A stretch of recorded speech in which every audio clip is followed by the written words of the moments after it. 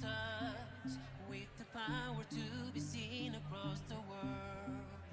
We're not the future, we're the present. Invest in us and you will see the world is changing. Because our bodies and the future we hold it. We want for you to see that everybody can win.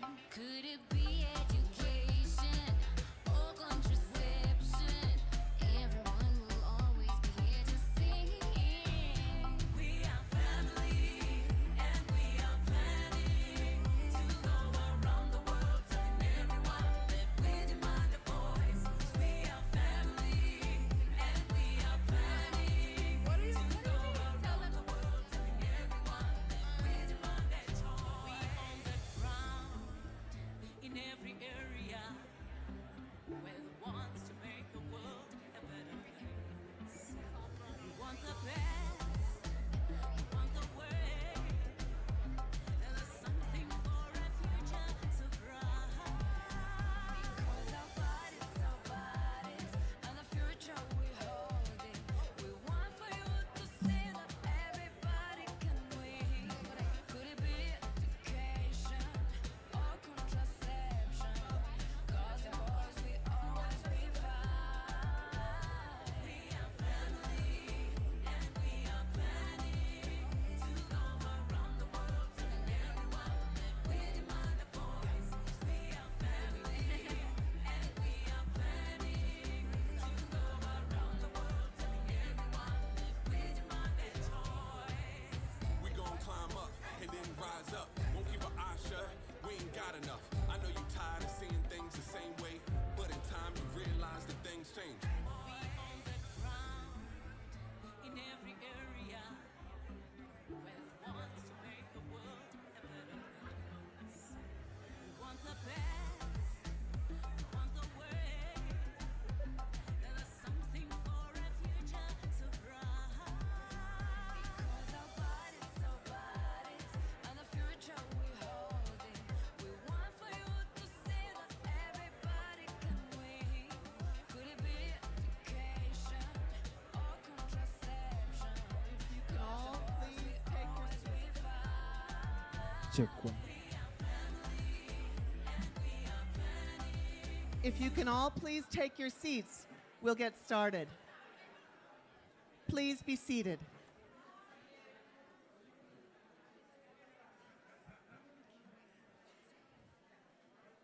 Thank you for taking your seats.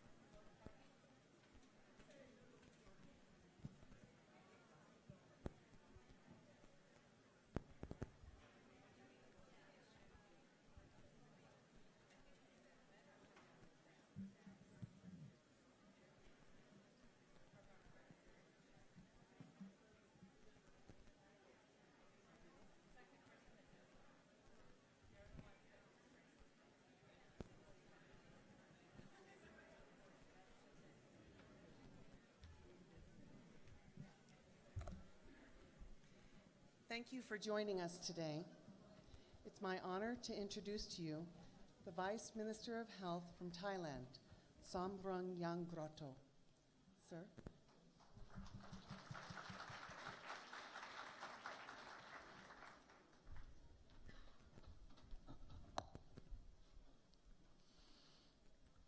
Your Royal Highness, Excellencies, ladies and gentlemen, welcome, welcome and welcome, all of you here today.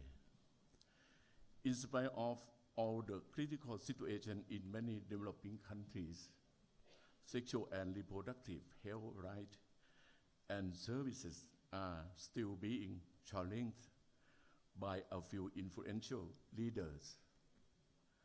We must collectively voice loudly and act seriously to ensure universal access to reproductive health rights and contraceptive choice, as exemplified by our great success to insert the right to sexual and reproductive health into the UN Political Declaration on Universal Health Coverage last September in New York. At this Nairobi summit, we all commit to a Nairobi statement with several zero goals, especially the zero unmet needs for family planning, information, and services. We must walk our talk, monitor the progress, and discuss further actions. That is why on February 21 in Pattaya, Thailand, together we will make continuous to take actions. Attending in Thailand, we also provide you with the opportunity success of reaching zero unmet on the ground. Date into your calendar now, so that our strong collective voices and movements will once again there. Once again, welcome and see you all in Pattaya. Yes.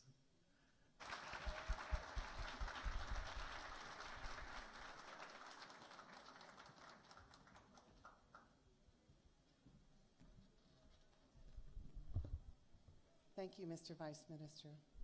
And now it's my distinct honor to welcome Mary of Denmark.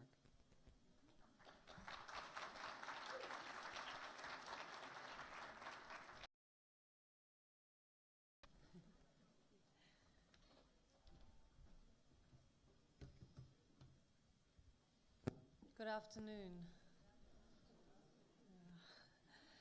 I'm very proud to be patron of UNFPA, the UN organization that works to ensure that every pregnancy is wanted, that every childbirth is safe, and that every young person's potential is fulfilled. Planned pregnancy and safe childbirth are two aspects of the concept sexual and reproductive health and rights, which includes the right to decide when to have children, how many to have, with whom, and to have them without risking your life or health in the process. Now, this has been recognized as a human right since 1968, and it was confirmed at the ICPD in Cairo and also at the Beijing Declaration. More recently, the necessity of ensuring universal sexual and reproductive health and rights has been integrated into the 2030 Agenda for Sustainable Development. Central to sexual and reproductive health and rights is the dissemination of adequate information. Access to contraception that protects against unwanted pregnancy and sexually transmitted infections such as HIV/AIDS, and qualified assistance before, during, and after childbirth. But it also includes the efforts to eliminate harmful traditional practices such as child marriage and female genital mutilation, practices that violate the rights of girls and have very serious consequences or impact on their health. Informed and real reproductive choices can reduce maternal mortality by reducing the number of pregnancies, the number of abortions, and the proportions of births at high risk, so teenage pregnancies. It also offers a host of additional health benefits, social benefits, and economic benefits. It can help reduce infant mortality, slow the spread of HIV/AIDS, promote gender equality, reduce poverty, accelerate socio-economic development, and protect the environment. Despite the increasing availability of contraceptives over the years, hundreds of millions of women today still have no access to them and to the reproductive choices that come with them. Women's low reproductive autonomy is connected to, amongst other things, poor health service infrastructure, lack of information, and discriminatory social institutions that limit women's control over their own bodies. Another barrier is lack of knowledge about contraceptive methods and sources of supply or incorrect perceptions about the health risks of modern methods. It will take a collective effort to break what is perhaps one of the most widespread taboos of all: comprehensive sexuality education.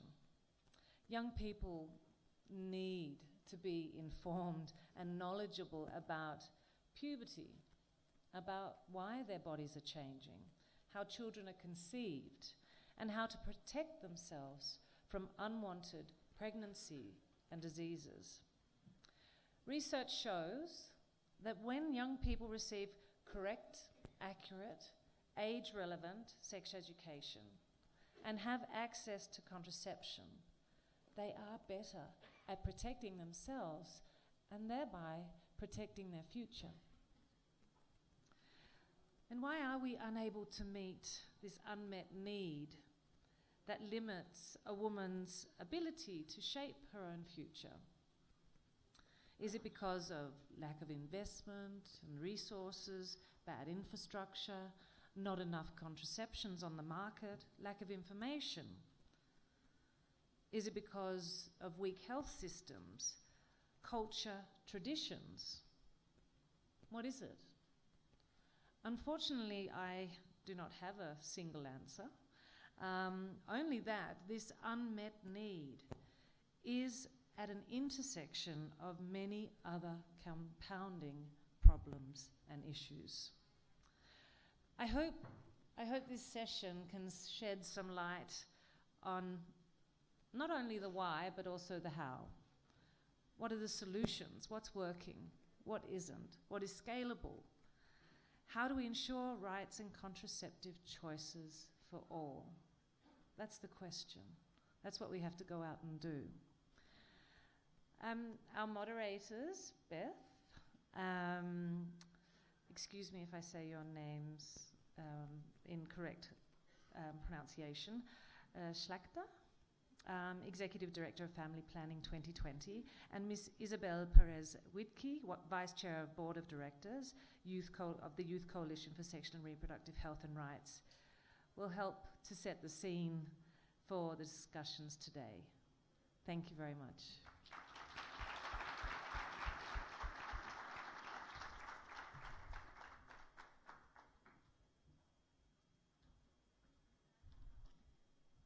Many thanks to our honorable chairs for setting the stage for this session. Hello, everyone. and welcome to our session on ending unmet need.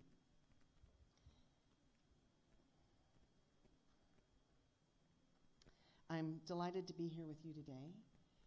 And before we get started with our session, however, I would like to take a moment to dedicate our time together to a dear friend and colleague who is not with us today. And because I really believe that, or I've come to appreciate, that the family planning community is really a family in many ways, of people who work closely together, who travel to conferences internationally quite often away from our families. We get to know one another quite well. So the loss of any one of us is deeply felt. But the loss of our dear colleague, Jen Schlecht, and her 5-year-old daughter, Abe, is particularly difficult for many of us. Earlier this week, Jen and Abe were killed by their husband and father, and we're feeling that absence very deeply. For those who knew Jen, you know that she was a lifelong advocate for women and girls who worked in crisis. She worked for many of the organizations that are here with us today, the Women's Refugee Council and Gender Health, the International, the IWAG, and for the Women's Refugee Commission. And most recently, we had the great pleasure of working with Jen at FP 2020. So for those who've dedicated their lives to helping women in crisis, this is, I think, particularly a very challenging moment. We heard earlier today, and I'm so pleased that Dr. Khanam and Amina Mohammed dedicated the session against gender-based violence to Jen and Abe. But we heard how pervasive this is, that 1 in 3 women will face this. It's all too pervasive, it seems insidious, and is utterly unacceptable. So would you please join me in a moment of silence for Jen and Abe.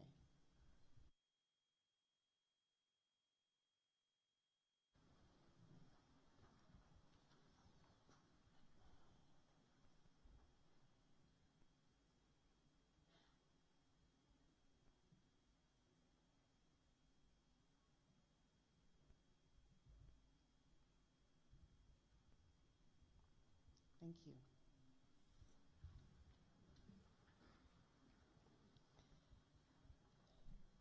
So I'm going to need your help a little bit with this transition, because what we've prepared for you is a celebration.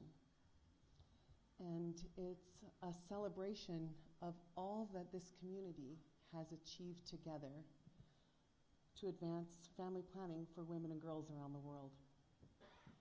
When we had this slot here at 5 o'clock after a really long, exciting day, we thought, well, why not do something where we feel the progress? Because all of us live with the challenges all the time. We know there are solutions. We know many things that can be brought to scale, and we're hearing about those. But what we thought we'd do is feel together what the transition has been since Cairo. What have we really achieved? Because I think sometimes we forget that. We accomplish something, we move on to the next thing because there are so many priorities. So we're going to take you on a living timeline of the accomplishments of the family planning community from Cairo to Nairobi. And it's a bit of a multimedia affair. We're going to use video, we're going to use timelines, and we're going to have the people who've worked on these issues tell us the stories from their countries, from their personal experience, from their communities, from the innovation, from all that's been accomplished, so that I hope when we leave here today, we leave feeling that even though we know we face winds that are just going to keep pushing back on our agenda for women and girls, but we can do more because we've done so much. So please join us on this timeline. And with that, I'd like to have my co-moderator, Isabel, join me, and we will get started. Isabel.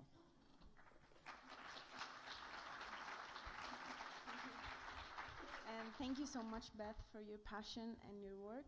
and the family planning team. You are amazing and honestly role models. I'm really honored to be here among so many people who all believe in the urgency of right-based family planning programs for all people, and especially young people, because for us it means that we can continue to study, we can continue with our life projects and boost our economic prospects. We are excited to work together to build on the legacy of those who came before us to continue to drive toward progress. You can join us today, so you can use the hashtag FBLivingTimeline and share your story so we can further see what are the linkages between them and the things that we're discussing here today. So now let's set up the stage to what family planning means to all of us. Thank you.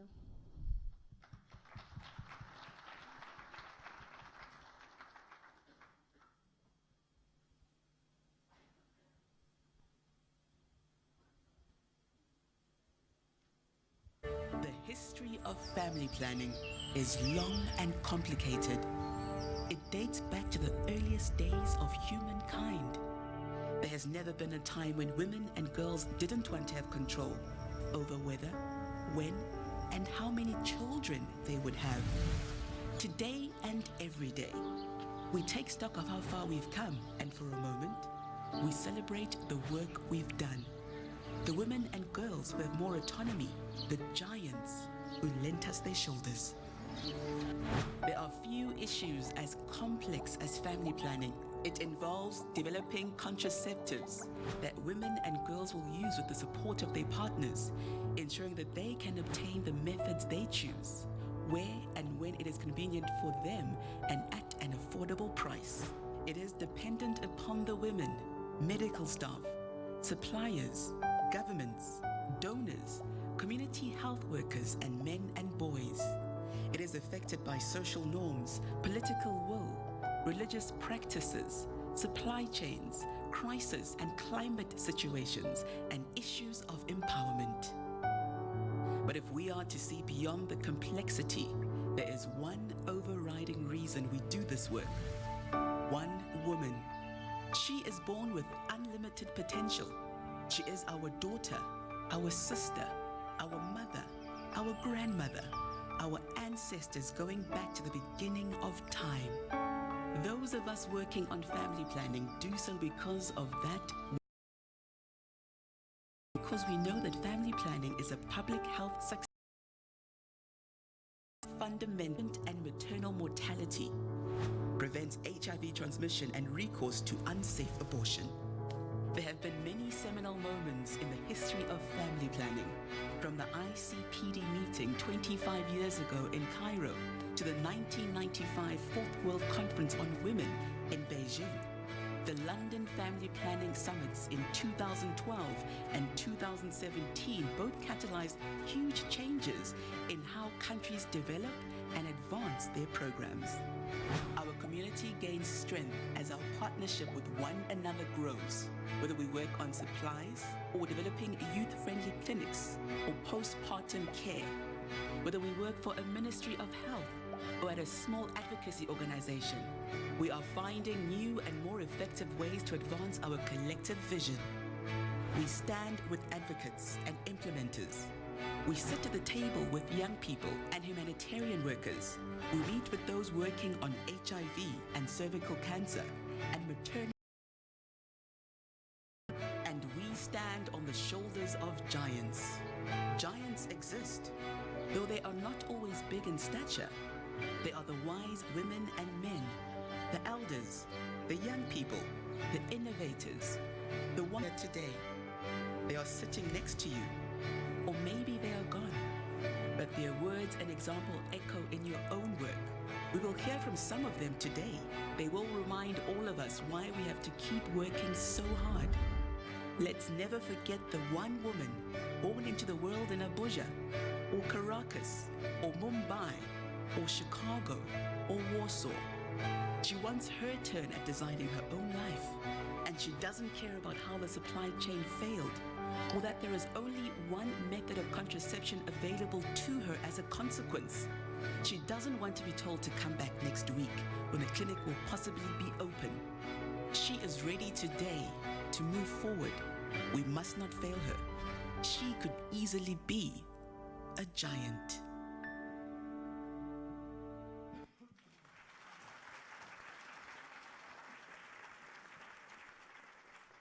So to start our timeline, we're going to start with Cairo. We're going to hear about what Cairo meant to women and girls and how we've taken this forward. And so it is my honor and my real pleasure to introduce to you Geeta Rao Gupta, Dr. Hala Al-Saraf, and Lise Marie Dejan. Thank you, Beth. This is personal. Growing up in India, my first role model was my mother, Sarah Rao. She was a doctor and a public health specialist. Most importantly, she was a part of the first generation of family providers and trainers. Over the years, I listened to her stories and internalized her message that for women to be economically and socially empowered, they needed to have the freedom and the right to control their own reproductive destinies through access to modern contraceptives and to safe abortion. Many years later, I had the honor and the privilege to meet Dr. Nafis Sadik, the then executive director of UNFPA, who promoted a very similar message and soon became my other role model. Resplendent in brightly colored silk saris, she inspired me and so many of you here who are now in leadership positions in the field of population and family planning. Although she has retired from public life, I'd like to think that she's with us in spirit today. In fact, I'm wearing a sari that belonged to Nafis that I borrowed for the occasion. Dr. Sadik embodies inspirational, committed, visionary leadership. It's largely because of her determination and her skillful negotiation with a wide range of stakeholders that the ICPD in 1994 became that pivotal moment for women's rights. The program of action, as you all well know, located the realization of women's reproductive rights as a precondition for women's empowerment and made sexual and reproductive health an essential part of development and population policies. Having dedicated my career to advancing women's rights, you can imagine that the Cairo conference was a moment for celebration. It signaled hope for a world in which gender equality and the empowerment of women could indeed become a reality. Since then, although we have made progress, we are far from our goal and are now facing a growing backlash, as Beth mentioned, against women's rights. But today, what I want to say to you is that despite that, I have hope. I have hope because of the grassroots social justice movements all around the world fueled by social media that have drawn attention to injustices against women. I have hope because of the lessons we have learned over the years on how to implement effective rights-based reproductive health policies and programs. I have hope because of the energy and the organizing of those youth leaders who spoke in so many sessions today. I have hope because of the growing evidence that family planning remains a critical pathway towards the realization of women's rights. I have hope, and so must you. Because 25 years after Cairo, we are again at a critical moment in history. A moment that we must together maximize to implement the future that long ago was envisioned by my mother and by Dr. Sadik and many of us who are still part of this movement today. We believe that a future in which women's rights, dignity, freedom from violence, and empowerment must remain in the center of development and family planning. We want a future in which everyone accepts that the only way to meet women's and young people's unmet need for contraception is to implement a rights-based family planning program. So let's move forward on that path without any hesitation and with full conviction. Thank you.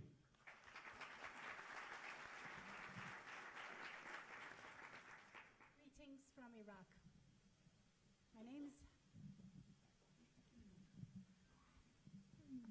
Greetings from Iraq.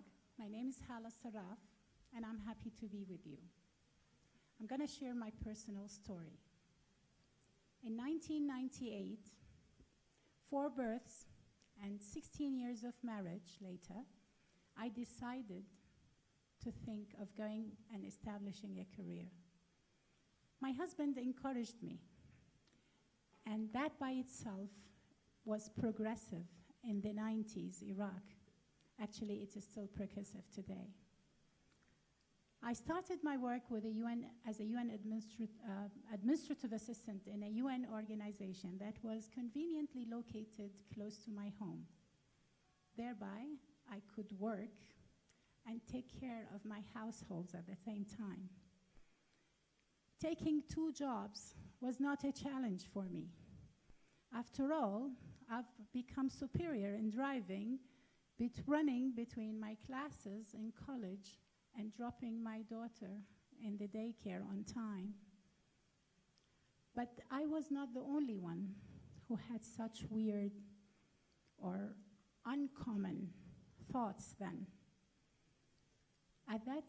To be realistic, that period, the late 90s and beginning 2000, it was a transformational period for women in my country. I myself witnessed that because I soon upscaled the ladder to become the technical assistant of the WHO representative in Iraq. And from there onward, I started my career. I think Cairo has a lot to do, the Cairo Summit has a lot to do with the transformations that most women felt at that period. The drop in fertility rate and the increased use and the maternal mortality rate since then, and the increased use of contraceptives and family planning methods was all contributed to the Cairo Summit then. Ministry of Health Iraq started reporting family planning indicators in the annual reports of the ministry. They even increased the provision or the offering of family services at the primary health centers, which increased from 12% in 2012 up to 65% in 2018, according to MIC6. So these were the influence of the Cairo Summit that we feel these transformations had happened. I'm sorry. For us in Iraq, we've been living a continuous crisis. Implementing a family planning was not an easy task to perform. We had lots of challenges. We have the challenges of implementing a strategy that advocates for reaching every area or every territory in the prevalence of ISIS in territories that were newly liberated. Health services, family planning is very difficult in these areas. That was a challenge. The availability of trained professionals, female trained professionals to serve in remote areas is another challenge we have to face. And yet we have to be ready for the next period.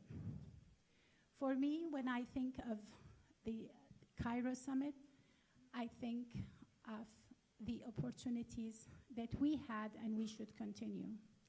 I think of the engine. The Cairo Summit was the engine, and our presence here, we should make sure that we add renewable fuel to that engine to take us to safe shores. Thank you.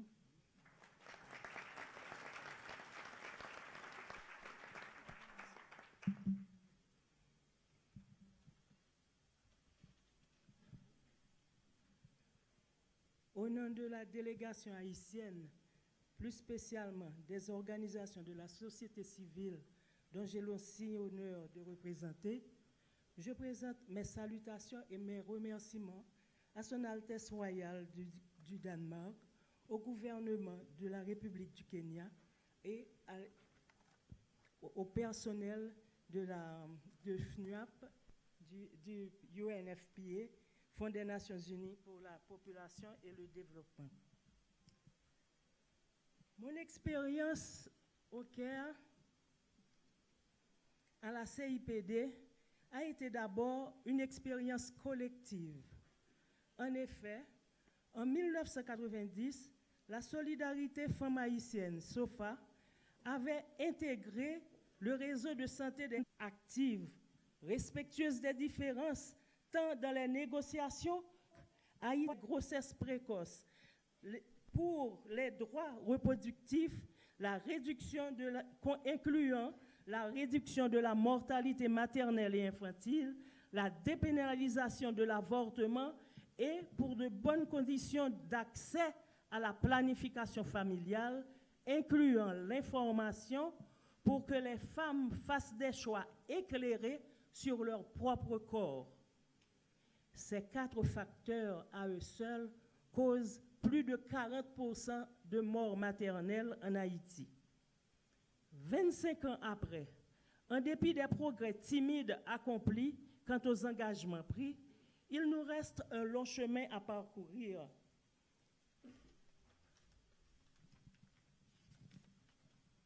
Et c'est pourquoi je joins ma voix à celle de toutes les délégations ici présentes, notamment les jeunes, pour clamer qu'il faut accélérer les promesses pour qu'en 2030, Haïti retrouve sa voie vers le développement.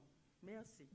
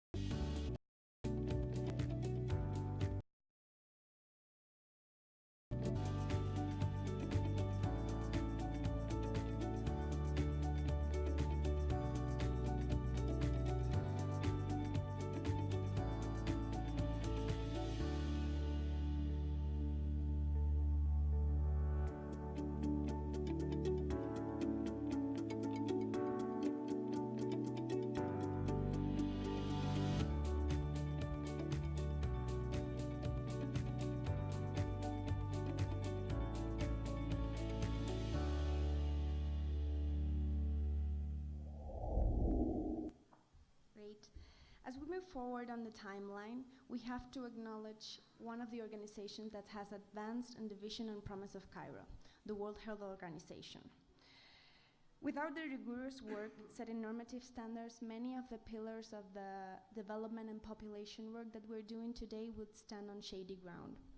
So let's welcome now Dr. Ian Askew, Director of Department of Reproductive Health and Research, to speak about this critical work.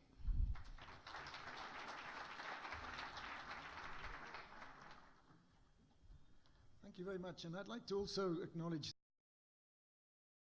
we just heard from. They really are very inspirational. And if you'll allow me 30 seconds for my own ICPD story.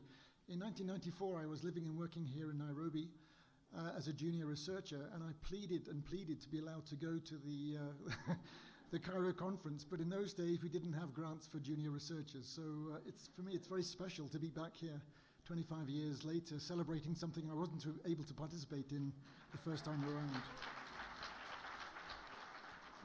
And the other memory from that is that in the days leading up to Cairo, I was that has really changed. But now, 25 years later, I'm normative. I have to do that. I really want to bring that out because to say that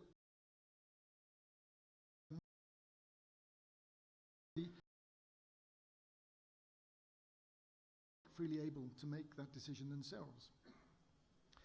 So for the past 50 years, WHO has worked hard to try to ensure that safe, effective, acceptable, affordable contraceptive methods are widely available so people can and undertake this decision with a full choice of options and that they can use their preferred method.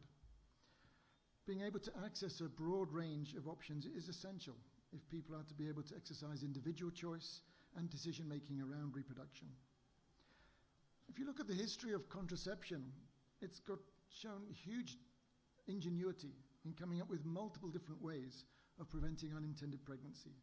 And WHO has played quite an important role in that history, both through supporting the development, and introduction and availability of new innovative contraceptive methods, but also in setting the global standards for safety and efficacy around these contraceptive innovations. Because initially, in the early days of contraceptive services, many countries were relying on expert opinion, which ended up being manifested through misguided contraindications, arbitrary eligibility criteria, service provision unnecessarily limited to physicians, providers exercising their own personal biases about who could have which method, and some unnecessary regulation restrictions on some methods. So in 1994, the same year as Cairo, WHO started a process to bring together the scientific evidence on all available contraceptive methods and to convene a group of experts to review and interpret that evidence. And this process led to the medical eligibility criteria, which is the MEC, which for those of you working in the field of contraception, I'm sure are very, very familiar with. This is an ongoing and a living set of guidelines. It's no exaggeration again to say that every week we update the database on this. We're constantly keeping the database up to date so that we can make sure that services are provided with the best possible knowledge in place. And now, 25 years later, I'm proud to report that the latest 2,000 recommendations on the safety and effectiveness of 20. So over the years, the MEC has led to the removal of many unnecessary medical barriers that have, unfortunately, over time contributed to the unmet need for modern contraception. But our continuous process is really there in place to try to make sure that we can both make sure that these misunderstandings and misguided interpretations are corrected and that we're able to urgently respond to emerging issues on a timely manner. Finally, I'd just like to mention that originally the MEC was developed for use by clinicians, but now we're really adapting the MEC and putting it onto new platforms to make it available for community health workers, for women who want to use the methods themselves. We're really trying to make sure that this important information is available for everyone, because at the end of the day, we want to make sure that no person should have an unmet need for family planning because of the incorrect evidence or the interpretation and application of the evidence that is undertaken.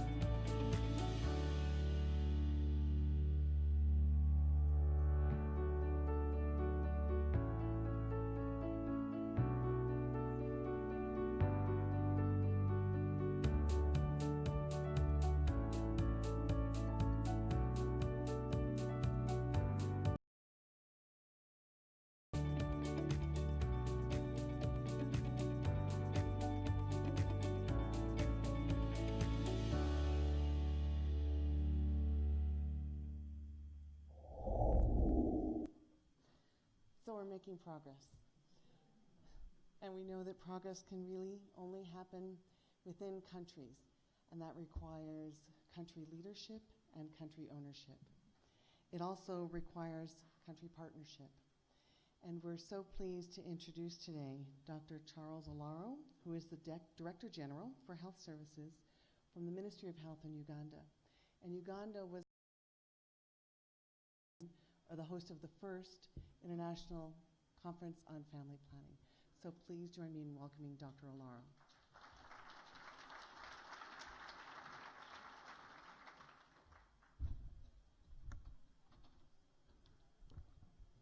Yes, good evening.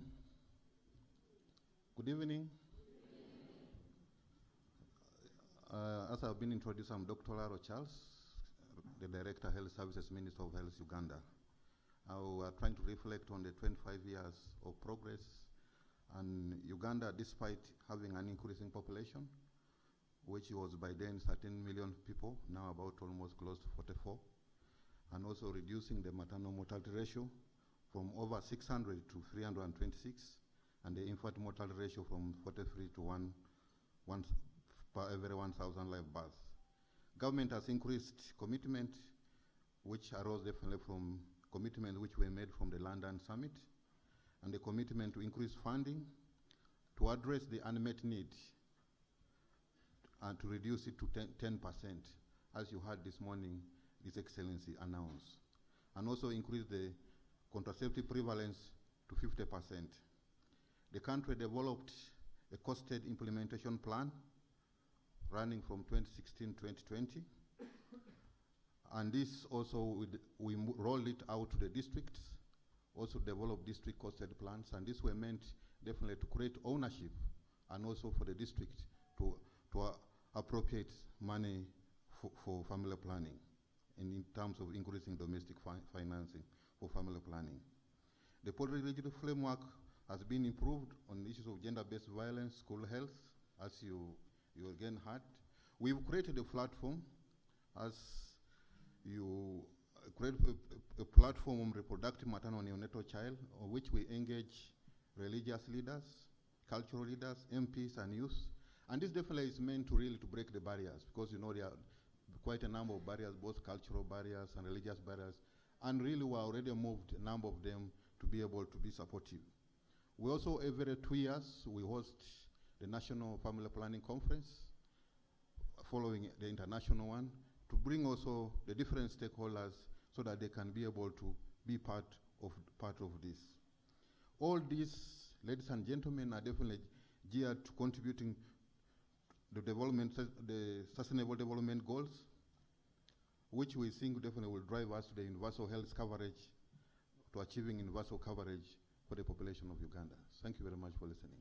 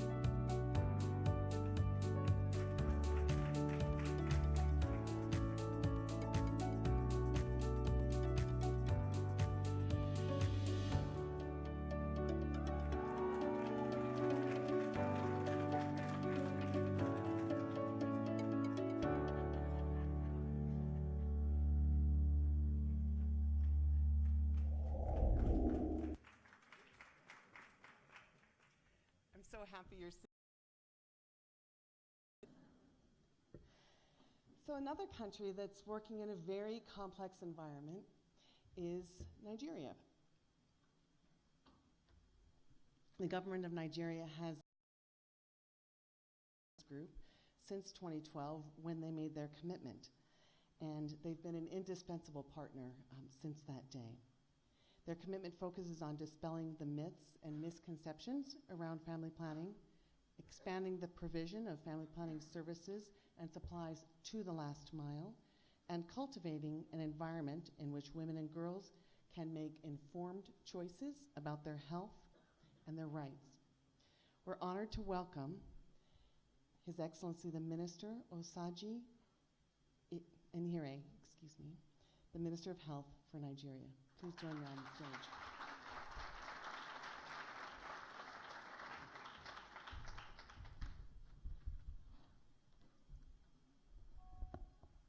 Good evening, everybody. I bring you greetings from Nigeria, specifically from Abuja.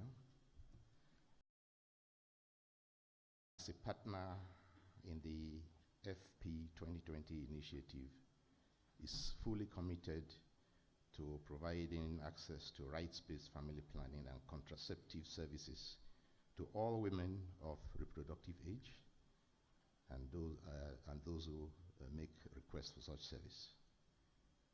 We believe that health is a right and a matter of equity, and that investment in family planning pays off in human and social benefits, while its impact on the productivity and well-being of women and girls is indisputable and is measurable in economic terms. Family planning is therefore as much a health and rights issue as it is an economic issue, and Nigeria subscribes to the concept that managing the economy can go side by side with managing population. Studies have also shown us that the great potential of family planning to contribute a reduction of up to 30 and 50% respectively to maternal and child mortality ratios, and therefore Nigeria has begun to revamp its family planning program at national, state, local service delivery points, which required strengthening the systems and processes for enhancing delivery of quality family planning services. This will increase access and uptake by Nigerians of reproductive age. The ongoing drive for universal health coverage in Nigeria will also expand the network of primary healthcare centers and provide more platforms to advance family planning, especially to rural underserved areas, and make the range of family planning information, commodities, and services more accessible to poor, underserved populations in rural and poor suburban high-density dwellings. The proportion of youth beneficiaries here is also going to be very high. Family planning is, of course, offered free at all public sector service points, signified in Nigeria with the large green dot. It is also available in collaboration with private health facilities to improve availability and affordability to increase access. The Federal Ministry of Health in Nigeria will continue to focus on domestic resource mobilization for investment in family planning, sexual and reproductive health, and ensure procurement and supply of contraceptive commodities that are sustained with a proper investment. Family planning method mix will diversify with the introduction and scale-up of DMPA, SC, and other approved contraceptions, such as various strategies to raise demand and build capacity for family planning service providers will remain key to our family planning scale-up effort. In this regard, we work with traditional rulers, community leaders, and gatekeepers to ensure that the buy-in for family planning is well known. And it's very clear that families that are particularly large are also volunteering to help in supporting government strategy to advise others to limit their family size. Policy barriers and regulatory bottlenecks hindering private sector participation will be addressed in line with best practices to create an enabling environment for program implementation by the private sector. Government has initiated the following interventions to promote uptake and for long-term sustainability.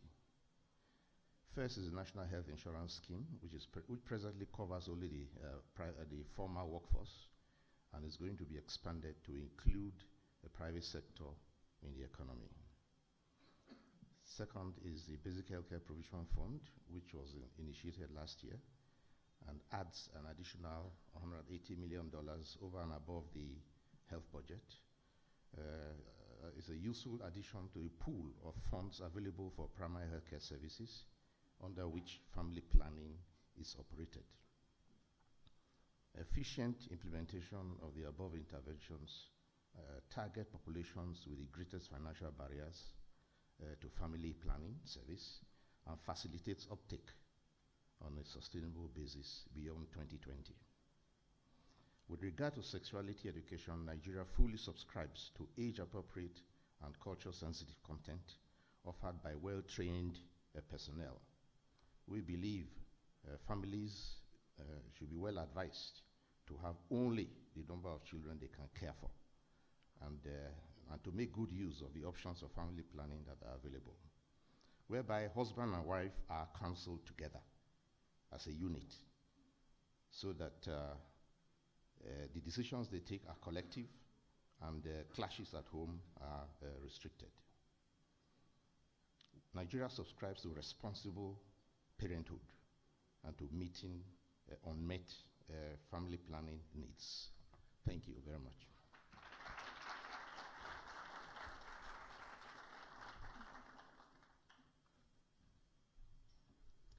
We can't speak about progress, toward achieving universal access without including the service provider.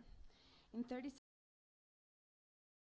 National has come to signify high quality care, with a focus of serving those who are hardest to reach. Let's welcome Simon Cook, President and CEO of Maristopes International.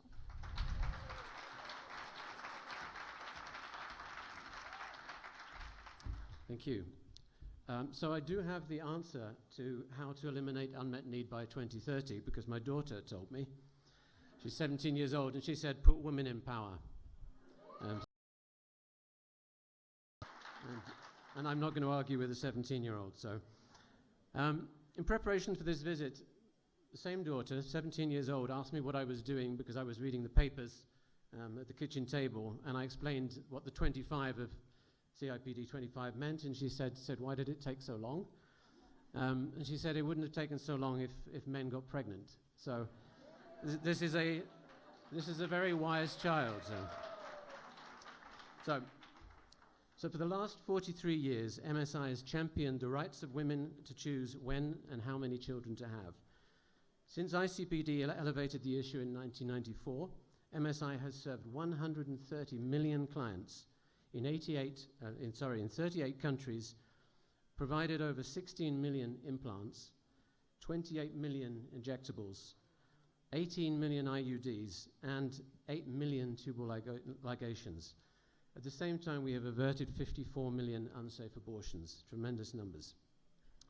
MSI believes in advocacy by doing, which means filling the gaps in service provision, providing contraception where it's needed, and treating a woman seeking abortion without judgment and without stigma. We also focus fundamentally on doing it in a quality-assured environment with provider training and safeguarding. Whereas in 1994, MSI saw 1.5 million clients a year, in 2018, last year, we saw 10 million. 80% of these clients were either adopters, people using contraception for the first time, adolescents, or people living in extreme poverty. Many of you are citizens or, thank you. Many of you are citizens or representatives of countries that have signed and ratified the Maputo Protocol, Article 14 of which emphasizes a woman's right to reproductive health and access to medical safe abortion and sexual education. So it's not really about just delivering something new, it's delivering actually what many of you have already committed to. And there are many global issues which we think are very difficult to resolve, and all of us struggle with how we're going to resolve them.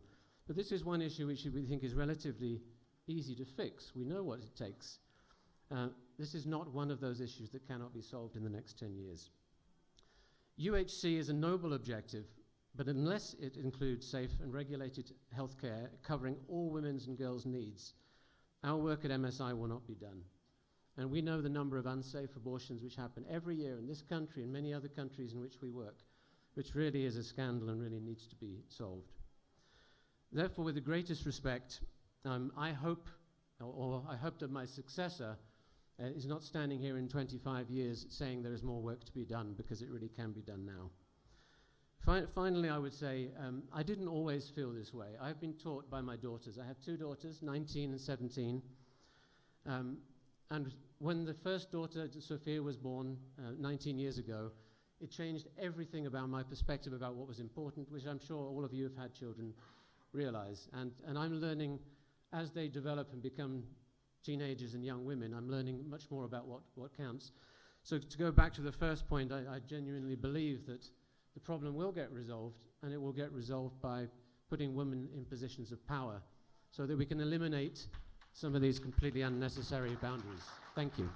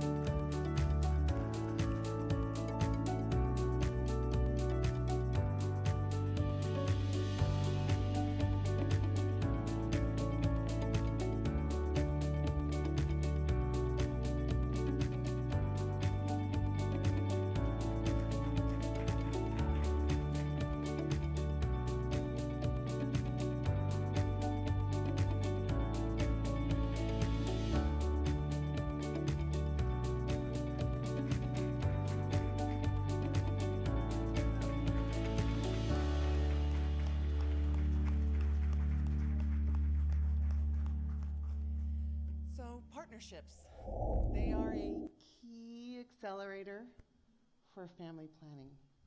And much of our progress has been advanced through some of the key partnerships we've seen here on our living timeline and through many of the people here in this room.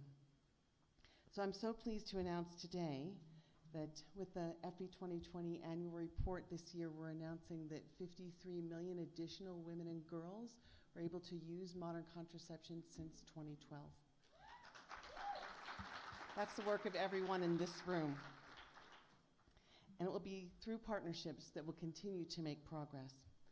So it's my pleasure to invite three friends to the stage. Julia Bunting, the president of the Population Council, Sadia Rahman, a family planning youth leader and FP 2020 focal point in Bangladesh, and Dr. Fatim Haidara, the executive director of the Ouagadougou Partnership Cooperation Unit. Friends, please join me on stage.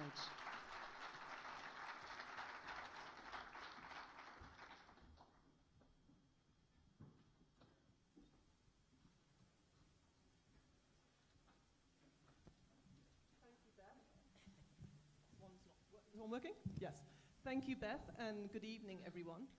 And as you saw, our part of the timeline starts in the summer of 2012, when the London Summit on Family Planning was held. But the seed for that summit started more than 2 decades before, when as a 16-year-old girl, I was doing an exchange program with a school in the rural northeast of Tanzania. And a young man about the same age as me came up to me and he asked a very simple question. He said, "My mother has 7 children, she doesn't want any more, and she doesn't know how to stop." I had no idea how to respond to that question. As a 16-year-old, I had been fortunate that just a couple of months before, I'd been taken to a Family Planning Association clinic, and I'd been counseled on my reproductive choices, and I'd left with pills and condoms given to me for free so that I could prevent an unintended pregnancy. So the injustice of knowing that there was a woman several thousand miles away from where I grew up, who not only didn't have access, but didn't have the information and knowledge that she needed to make those kinds of decisions for herself. So fast forward 21 years, and I've been working at the UK Department for International Development for more than 10 years. And a call went out in July 2011 saying the UK government wanted to host an important event that had the power to transform development progress. And I put forward a concept note to do something on family planning, which was initially rejected because they thought it was easy to do something on nutrition. But I called some colleagues in USAID, in UNFPA, and in the Gates Foundation and said we might have a chance. If not this year, then maybe next year. 6 months further on, our colleagues in nutrition couldn't figure out what they would actually do. So I said, I have a fully baked proposal. And they said, "Can you do this in 6 months?" And I said, "Absolutely." And I called my colleagues at the Gates Foundation and USAID, and many of them are in the room, and UNFPA, and said, "It's now. We have 6 months to pull off a summit." And we set a bold and ambitious plan to enable additional 120 million women around the world to be able to decide freely and for themselves whether, when, and how many children to have. And as Beth just said, 7 years later, 53 million additional women now have that right, that choice, and that opportunity.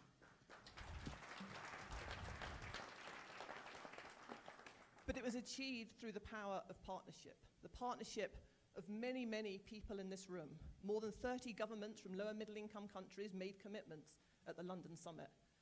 Donor agencies pledged more than $2.6 billion. Representatives from the private sector, civil society, and academia made their own commitments. And through the power of partnership, through the power of perseverance, and through the passion of people around this room, millions and millions of lives have been transformed. We didn't manage to do it for that woman that I never actually met in Tanzania now 29 years ago, but hopefully for her daughter and probably for her granddaughter, that opportunity is now a reality. And we are hopeful. So, meaningful youth engagement is an inclusive, intentional, and mutually respectful partnership between youth and adult, whereby power is shared. I believe FP 2020 has come a long way in terms of meaningful youth engagement, as including youth focal points in this global partnership. Also, countries having youth-focused commitments are accelerating the process as well. If I have to answer the question that how FP 2020 Global Partnership can move forward in a way that is most meaningful to young people, I would say, as we call for universal access to sexual reproductive health and rights, information and services, including access to full range of contraceptive methods, safe abortion services, quality postpartum care, including empathetic and trained health service providers, and comprehensive sexuality education provided across different settings. Nothing else or nothing less will do.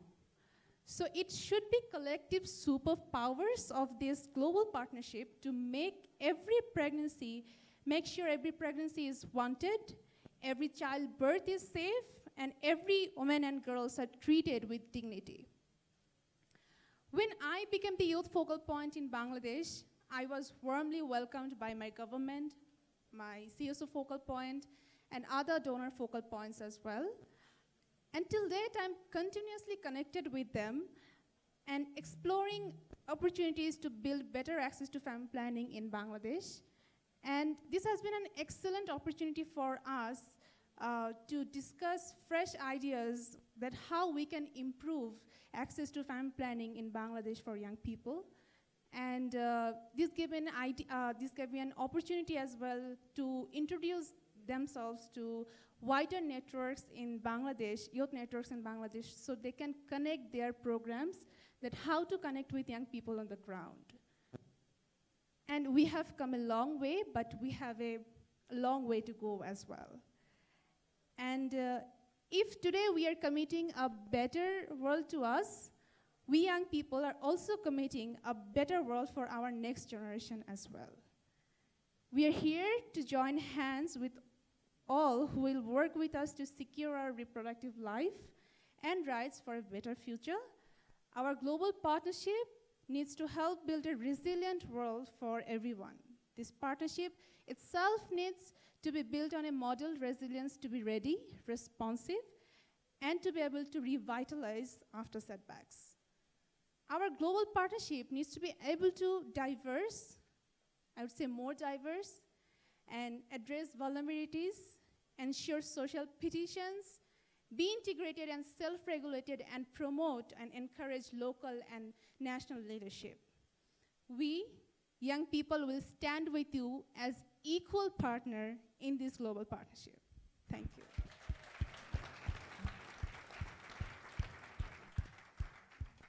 Good evening. Okay, as we all agreed, now we know the partnership is one of the accelerators of family planning. And I'm going to talk about the partnership, as you saw, was created in 2011. And what is the Ouagadougou partnership? It is a coalition of the willing, focused in improving lives of women in families in 9 countries in West Africa. Okay, what happened? Our country leaders, our implementing partners, and our donors have come together recognizing that we can make better and faster progress by joining forces to share experiences in insight, to launch a region-wide program, and to advocate for better policies and funding as a single community.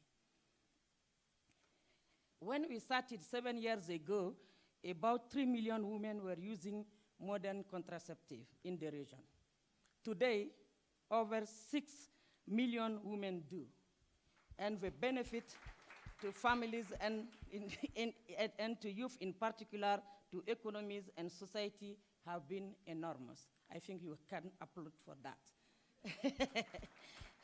Our partnership continued to build momentum, and we were trying to both offer our experience as a model for other regions in the world, and to learn from other partners working across Africa, South Africa, Asia, and the rest of the world. We are all in this together, or as we say in our offices in Dakar, on est ensemble. Thank you very much.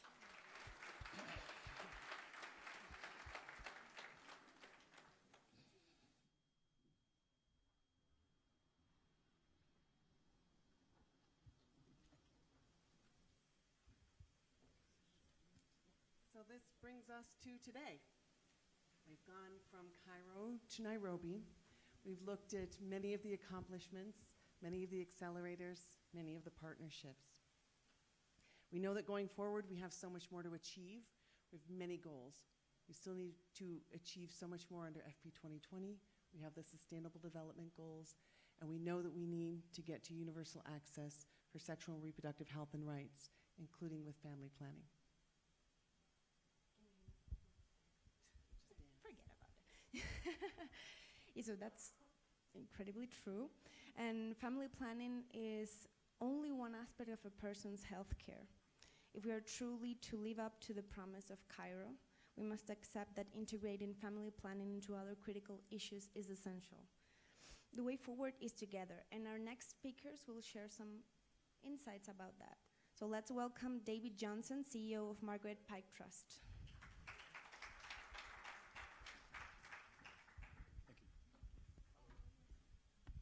Thank you.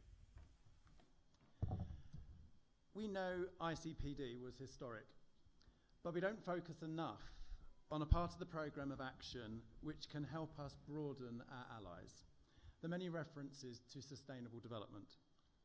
We want to mainstream SRHR in the work of other sectors, so we must excite people outside health and gender on the impact of our work. The Thriving Together campaign highlights the critical importance of family planning not only to women's health, but also to planetary health. 160 organisations have endorsed the Thriving Together statement. Half are SRHR organisations and half are environmental organisations. On this panel, FP 2020, UNFPA, MSI, Population Council have all endorsed, but perhaps more importantly, 50 members of the International Union for the Conservation of Nature, the IUCN, they've endorsed too. The Thriving Together statement refers to ICPD.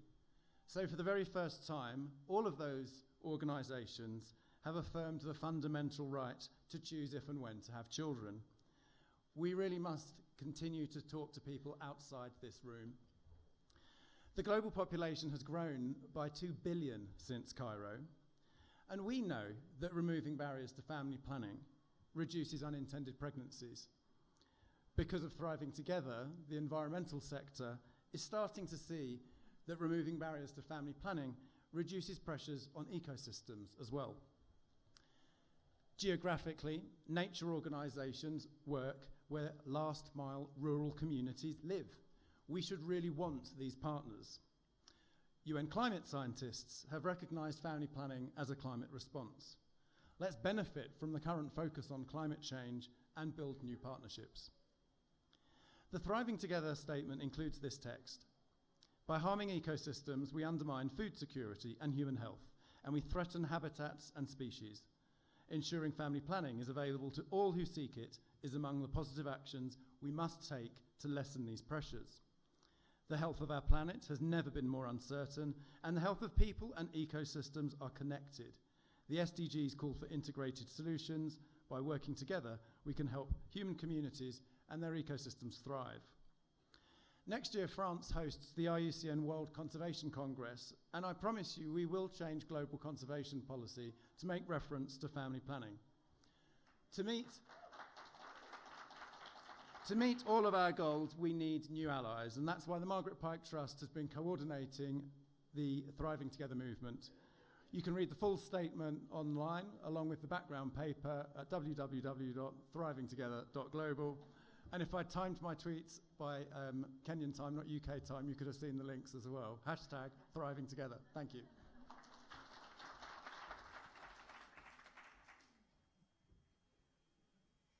Now let's welcome to the stage Anna Targonskaya, Chief Science Officer of FLOW.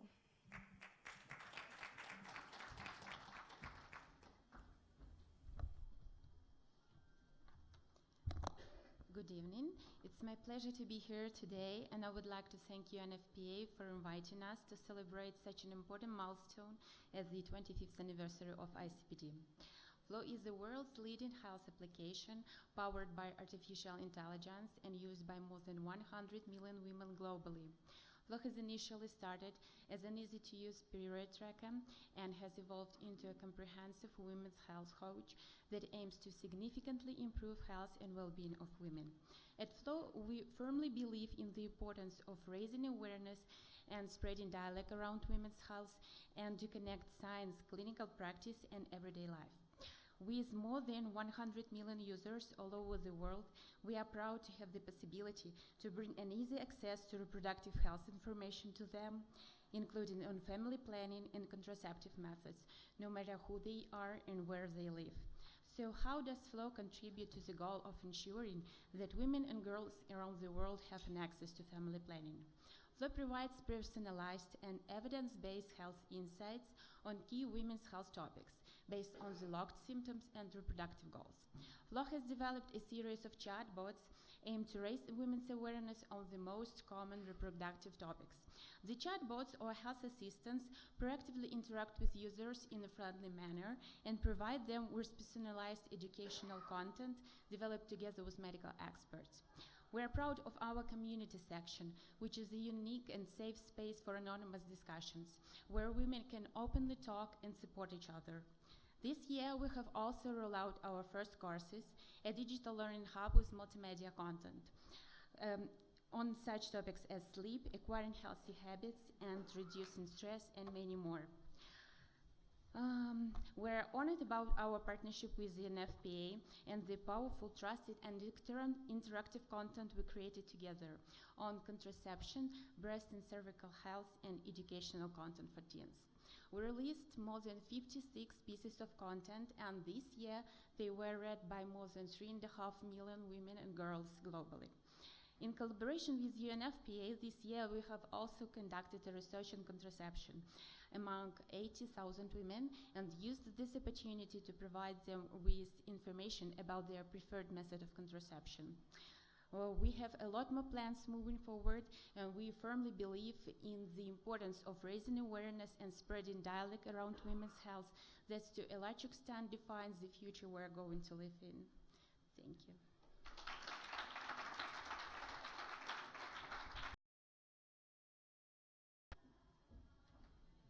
So there's progress, there's hope, there are new partnerships, there are innovations, there's new technology. So much is happening that can take us forward and will. And I'm particularly excited that the environmental community and the family planning community are working together. There are more people that believe in saving the planet than are sticking their head in the sand and hiding from that reality. So let's bring these communities together. Let's work together across health sectors. We also know that data and evidence are going to pull us forward as well and play an important role. And this last year, many of you are aware that options and HIV outcomes study, the ECHO trial, assessed the impact of 3 different contraceptive options on women's HIV risk.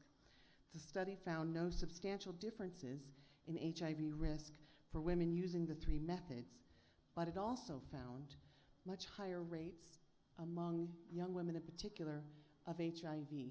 So the very same women who are vulnerable to unintended pregnancy are also very vulnerable to HIV.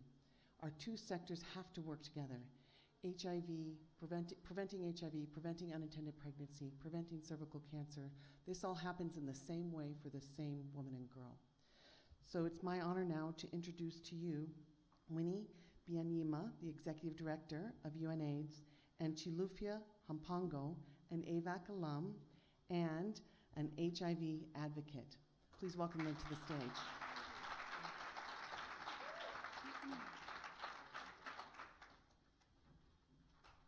Thank you. Excellencies, delegates, activists, I'm thrilled to be here as the new Executive Director of UNAIDS. Delighted. We have the ICPD Plan of Action, we have the Beijing Platform for Action, we have the Political Declaration on Ending AIDS, all these affirm human rights of women and girls, or shame without discrimination, without stigma, without violence.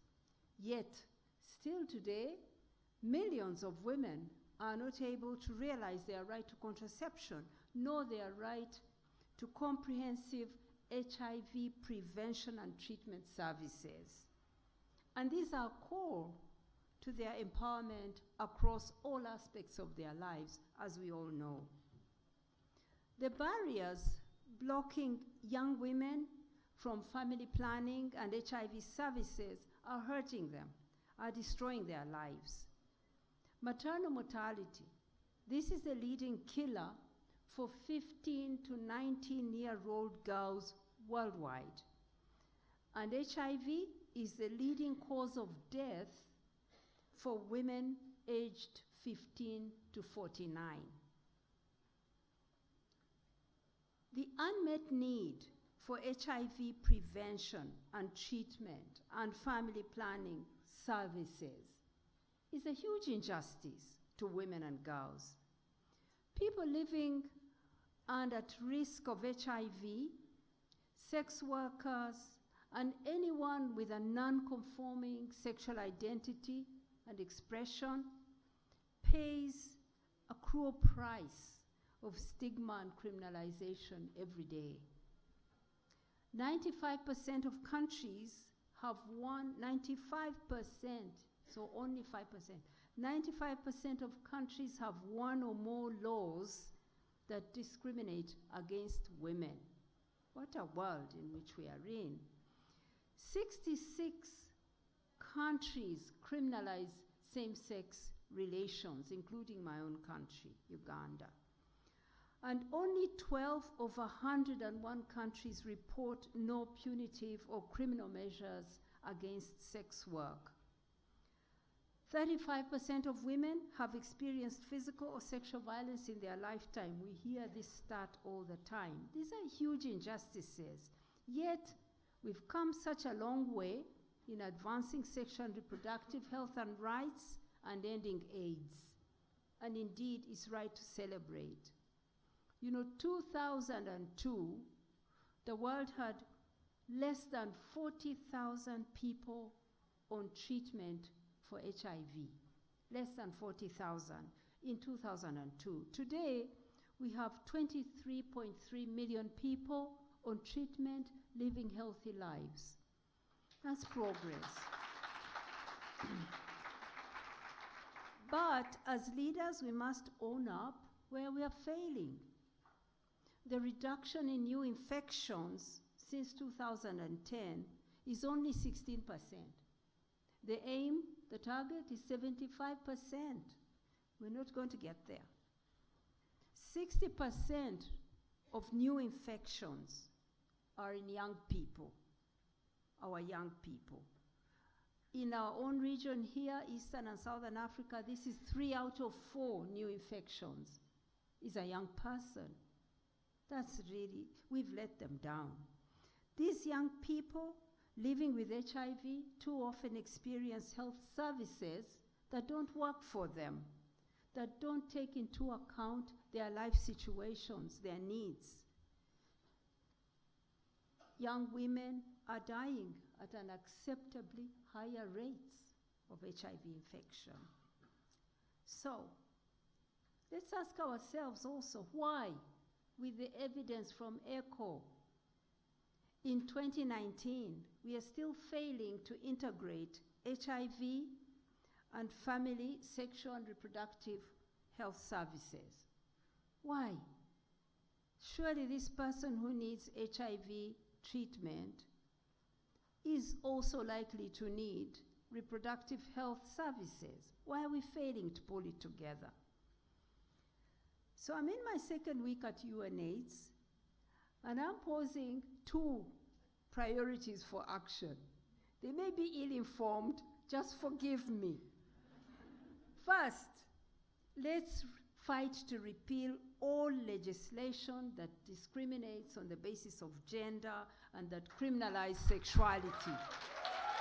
Yes, let's fight for that.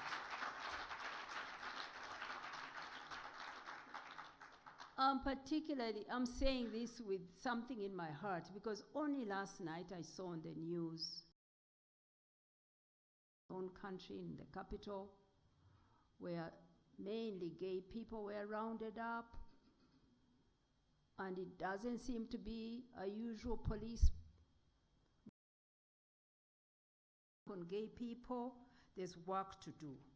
We've got to also challenge the harmful social norms that are barriers to women and girls and to key populations to their access to services. So let's challenge attitudes.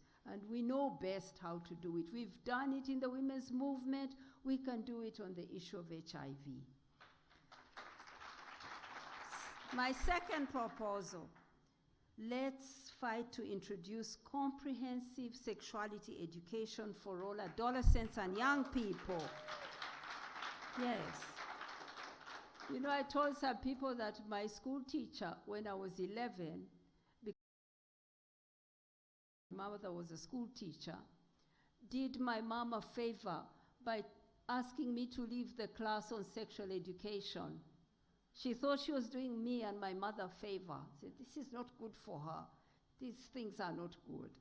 So let's change that. Let's link that sexuality education to sexual and reproductive health services and HIV services that are integrated to mental health services. If we put all this together, we will have our highest impact.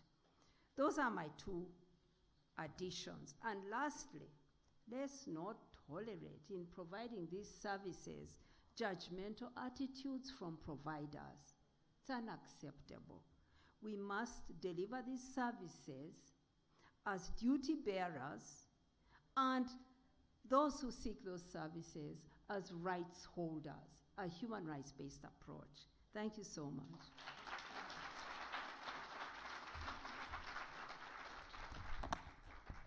Good evening, everyone. So many years have passed in the epidemic. HIV prevention and SRH and family planning still stands apart when it comes to funding. Meanwhile, all these programs are designed to meet the needs of me as a young woman and many other young women out there. How then do we make sure that these young women and these programs that we design address the need holistically for them to live a healthy and dignified life? At the beginning of this session, Beth had given an introduction of the ECHO findings. What does the ECHO findings tell us at this point? It gives us an opportunity to bring about integration. Why do I say so?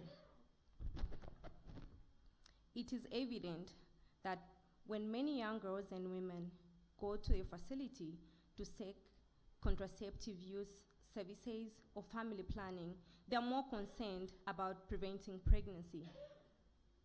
This puts them at a higher risk of acquiring HIV and other STIs. How then do we make sure that we have an effective response with regards to integration? I feel it is time to deliver multi-layered responses. This might come in form of multi-technology options, broad range products that will give them an opportunity to choose using informed choice and have control over their reproductive health rights. Some may wonder, why should this be a big deal? We always want to run business as usual. The ECHO results gives us an opportunity to do business unusual. This requires an effective response to integration. This would mean allocating funds for both commodities and delivery strategies, inclusive of social marketing, demand creation strategies, and also having in mind women are not the other person in the audience might not have my same preferences. It is time that we segment women in their diversity and meet their needs appropriately. And also, it is very important that we develop targeted messages and materials to reach each segment with what they need and want. This is very true because initially, when HIV was declared as an emergency, there was that agency to bring about messages, development of materials, but that has died down over time. Why? Because we're doing business as usual, and we feel this can continue, but this should not continue. As long as HIV prevention programs and products are designed with a focus on a virus, and family planning services are designed with a focus on HIV, on pregnancy in meetings.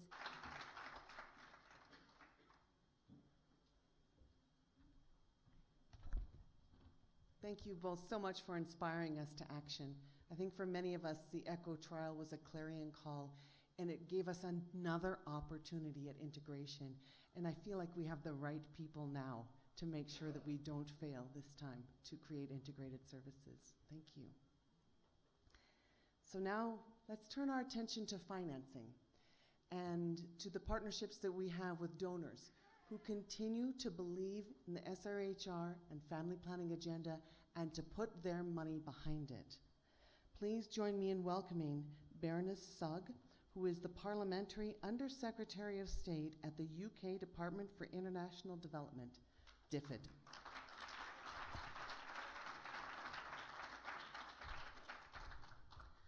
Thank you, Beth. As one of the core conveners of the partnership, FP 2020 has been and will continue to be really important for the UK. And I recognise that so many people speaking at this event and in the audience today have played a vital part in this journey before me, truly standing on the shoulders of giants. As we come to the end of this session, I'd also like to take the opportunity on behalf of the UK to honour the memory of Jennifer Schlett. Her incredible work on this agenda will live on in the memory of many of you in the room and in the lives of the many women and girls that she helped. The UK remains committed to expanding access to rights-based family planning, as committed as we were in 2012 when we proudly hosted the Family Planning Summit, and in 2017 when we co-hosted the follow-up summit. But we're now on to the future of the timeline, so I should speak to that. For the UK, family planning is a core component of comprehensive sexual and reproductive health and rights. And to achieve what we all want from the future, let's be honest, we need to talk about funding. And the UK has pledged £225 million per year up to 2022, and we're delivering on that promise. We're a major donor across the whole spectrum of SRHR, from our flagship programme WISH to our ongoing support as the biggest donor to UNFPA. You don't have to clap every time, but thank you. And to achieve what we want from the future, we also need supplies. And I was really delighted to confirm that £425 million of UK funding will go to a reformed UNFPA supplies, and that's going to provide life-saving contraception to over 40 of the world's poorest countries. And to achieve our goals, we do need to see other donors step up and join the UK in the funding to this programme. And to achieve what we want from the future, we need to harness the potential for collaboration and for partnerships. I was really pleased to announce that the UK are joining the Ouagadougou partnership to ensure that we're there to help support efforts to accelerate progress on access to family planning across Francophone Africa.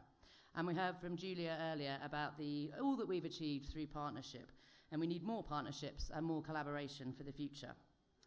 And to achieve what we want for the future, we look to FP 2020 to bring us together and to guide us. And that's why we're at the UK continuing to fund the FP 2020 Secretariat and working closely with members of the partnership to develop a shared vision for the future. And we're really excited about what that vision presents. So collectively, we have the potential to reduce unmet need, to empower women and adolescent girls to really advance gender equality, to ensure that the most marginalised are reached, and that we are prepared to face some of the biggest challenges we're going to face, such as climate change and crises. We really have achieved so much already together, and that's been hammered home by the great event we've had today. But there are many challenges ahead, and the UK stands with you as we focus on the decade to come. Thank you.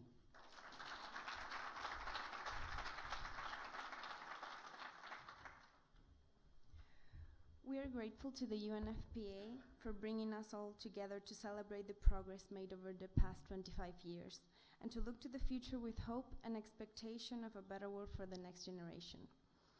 Please help me welcome Derece Wardofa, Deputy Executive Director of the UNFPA, so he can share the exciting next phase of family planning in the UNFPA.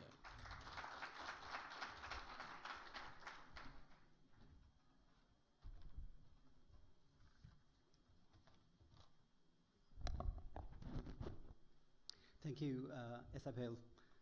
Your Excellencies, honorable guests, friends, and young people in the room. For millions of women and girls around the world, the ability to access and use contraception is not abstract. It is a matter of life and death. I want to recognize and thank Barnos Sag and their unwavering commitment to the UNFPA supplies. Your leadership during these challenging times is a powerful example of how we can all redirect ourselves to the spirit of Cairo Conference in 1994. Join me, Rancho. Indeed, we are grateful to all partners who have committed to UNFPA supplies since its launch 11 years ago. Your support means that now supply chains are stronger. More countries are spending domestic resources on contraceptions. And most importantly, more women and girls have access to voluntary family planning services, including those in fragile and conflict settings. The world cannot achieve universal health coverage without prioritizing universal access to sexual and reproductive health and rights. UNFPA Supplies is not only the largest provider of donated contraceptives in the world, but it's also a key provider of technical assistance to many countries. Supplies program is the engine of the drive's UNFPA key agenda. Progress of all the three transformative results by 2030. You heard it many, many times before now and this morning. That is to end unmet need of family planning and ending preventable maternal deaths and ending gender-based violence, including child marriage and female genital mutilation. Continuing this vital work allows us to build on our successes and lessons learned over years. Therefore, I'm delighted to announce that UNFPA Supplies Program is being extended to 2030.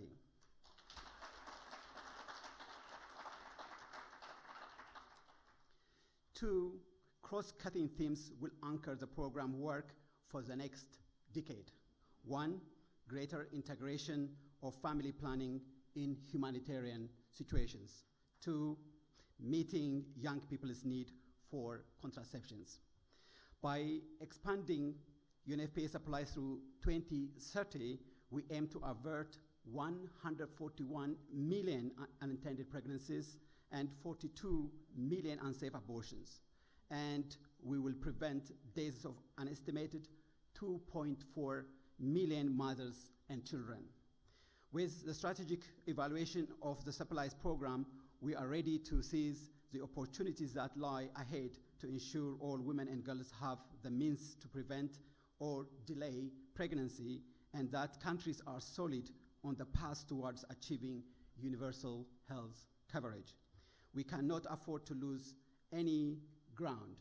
As we have seen across in the living time today, you, all of you in this room and beyond, have been the strength of the family planning movement. Your steadfast commitment to tackling tough issues, defending the rights of women and girls, and the challenging one another to build a more sustainable and prosperous future for all is the reason why I am standing before you today and pledge that UNFPA will work tirelessly and fearlessly to ensure we end the unmet need of family planning by 2030. Thank you so much.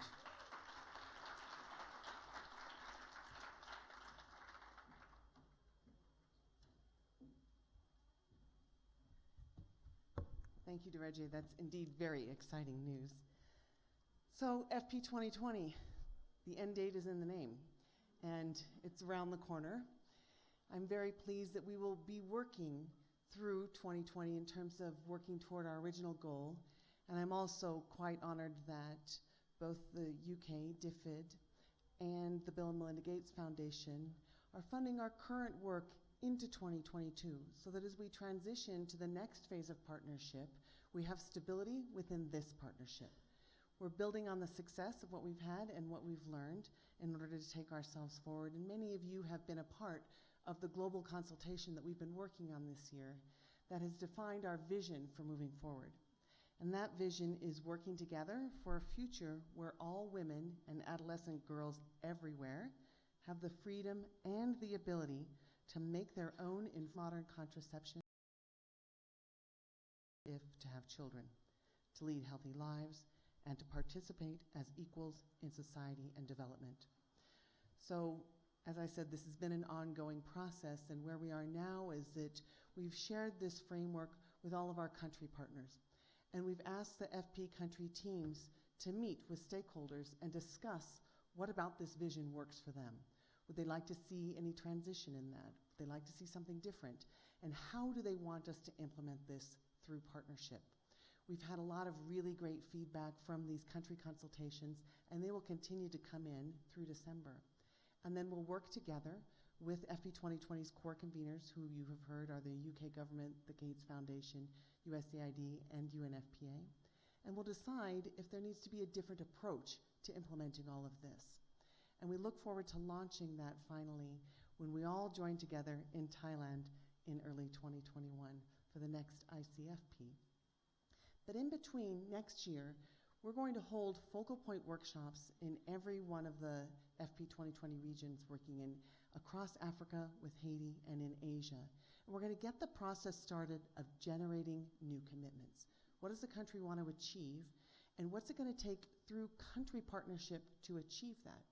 And then we're going to ask them to set their own commitments through consultation in the countries, so that when we come to Thailand, there's already been an intensive process that's taken place at home with everybody in the country to build a partnership for success to the future, so that those commitments that come are already announced, they're already grounded. It's what are we going to do to move it forward? And when we leave Thailand together in 2021, we'll have a collective vision of action that's already taking place. And we have an accountability framework that's built in to the process of co-creation. So we've learned a lot about how commitments can be galvanizing and move us forward. And the next step is to ensure that they are owned by everybody in the partner country. So thank you so much for coming along on this timeline with us. We started with some of the women who have been working on this agenda since Cairo. And we want to leave you with the next generation who are going to share with you their call to action and what they want for family planning going forward. So I invite Sadia and Chilufia and Isabel to give us their call to action and close this incredible session. Thank you all.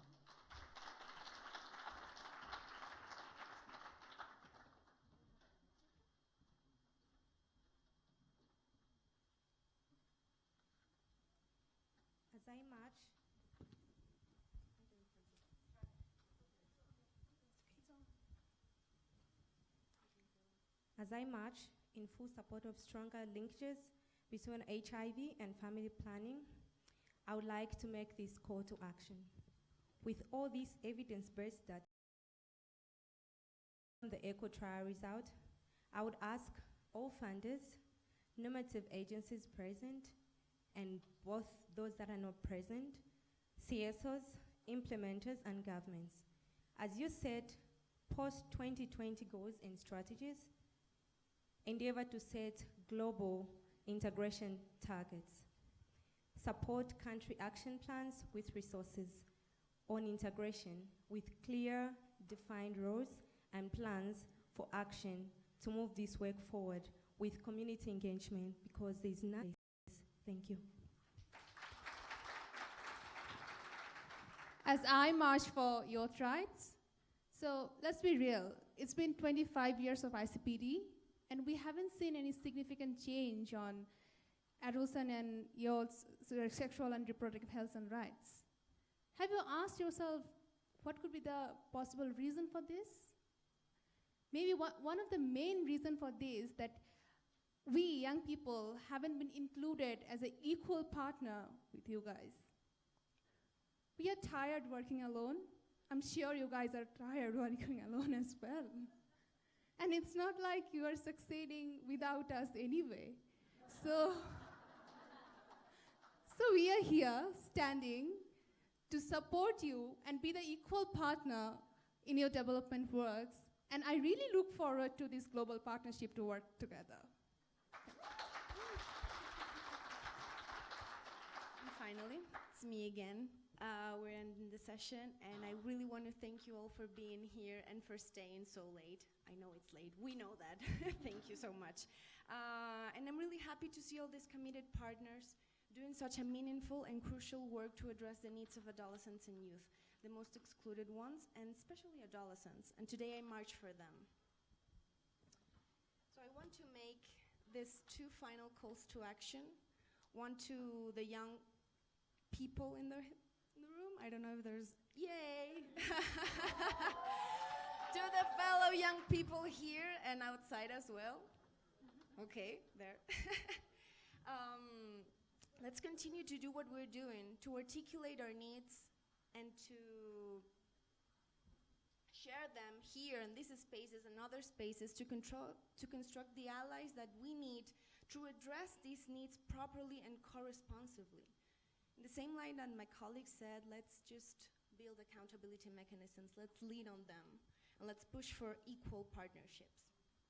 And finally, to our partners, everyone here and allies, we need to work on cross-sectoral engagement. This is so needed. So we can address all those needs that we were discussing. This conference is really big. It has people from all around the world, from the community of the sexual and reproductive health and rights, but we need more people. We need more. Because sexual and reproductive lives are not siloed.